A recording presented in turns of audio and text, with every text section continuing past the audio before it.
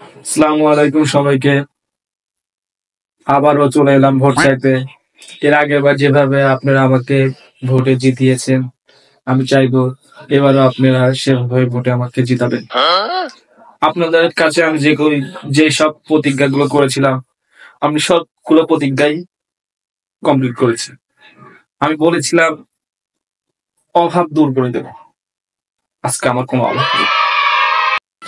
এর আগের বার আপনারা কি বলেছিলেন যে এখানে জায়গা জমি নিয়ে বাইরের মানুষ এসে ঝামেলা করে, দখল করে নেয়। এজন্য আমি যাতে এই সমস্যা না হয়, এজন্য আমি দখল করে নিলাম। আপনারা বলেছিলেন স্কুলের মাঠে কিছু গাঁজাখোরদের কারণে উৎপাত হচ্ছে, এজন্য আমি এটা কঠোর হাতে দমন করেছি।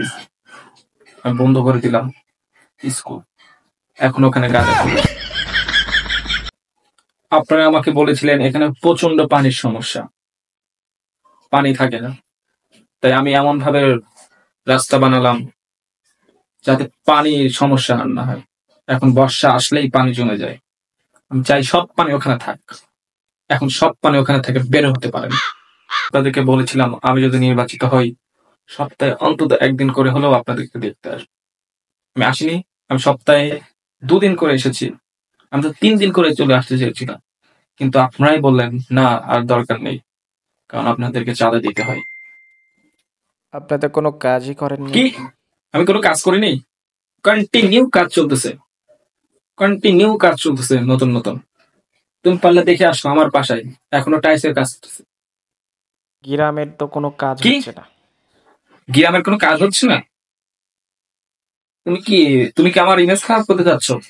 আমি জানি না কিভাবে ইমেজ ভালো করতে হয়।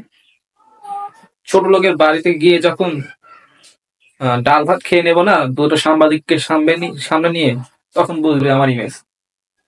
কি বলছে, কোনো কাজ করিনি? আমি প্রত্যেকটা স্কুলে একটা 5 জনের কমিটি দিয়েছি, আর প্রত্যেকটা কমিটির কে হেড কে অত্যন্ত শিক্ষিত একজন, 2 পাস আমার মতো। এত কিছু করার পরও অনেকে আমাকে বলে চোর। হ্যাঁ, আমি চোর, আমি আসলে চোর। আমি চুরি করেছি আপনাদের মন,